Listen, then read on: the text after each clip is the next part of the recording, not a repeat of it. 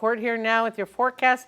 Seems like it's heating up a little bit, Court. It was so nice yesterday. Yeah, and it's really not too bad as we head into this afternoon either. We're projected to end up below average later today for our high temperatures, but only by around a degree for Redding. A little bit more than that as you shift further to the south, and the south wind has more of that cooling influence from the Delta breeze across our region. And a live look outside for your noon hour. This is the Sundial Bridge in Redding. You can see quite a few people taking advantage, getting some fresh air for your lunch hour right now.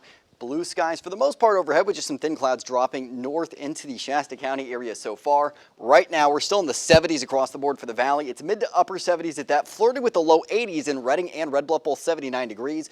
75 degrees for Chico, 75 or 77 that is for Orville and Corning. 60s to lower 70s in the foothills, and we're in the 60s to mid 70s in our mountain zones right now. Winds currently out of the west and south, depending on where you are. The closer you are to the northern end of the valley, the winds are out of the west. As you head down towards Butte County, the winds are out of the south for the most part at the moment. And heading into the afternoon, winds staying modest out of the south later today, only up to around 10 miles an hour or so. Overnight, winds slacking a little bit. They'll stay modest and out of the south through tomorrow afternoon, a little breezier than what we're seeing today. And then get a look at this, a big shift in the winds to become out of the north by late Wednesday night.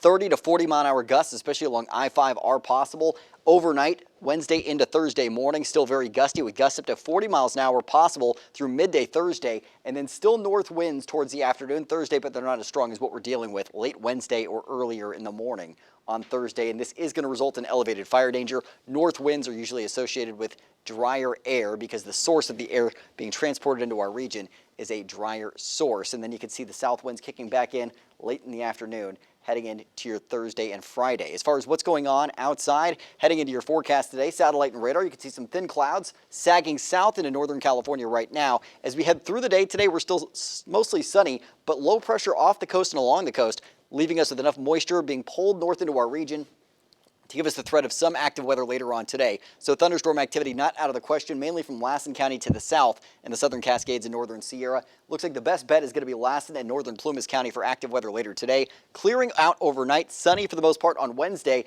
and then again the shift to north winds as low pressure tracks through to our north. That'll give us a chance for some active weather late Wednesday into early Thursday, and then after that we're dry through the end of the week. Checking this out, temperatures today, mid-80s to low 90s in the valley, 70s to low 80s in the foothills, and 70s to mid-80s in our mountain zones for your afternoon.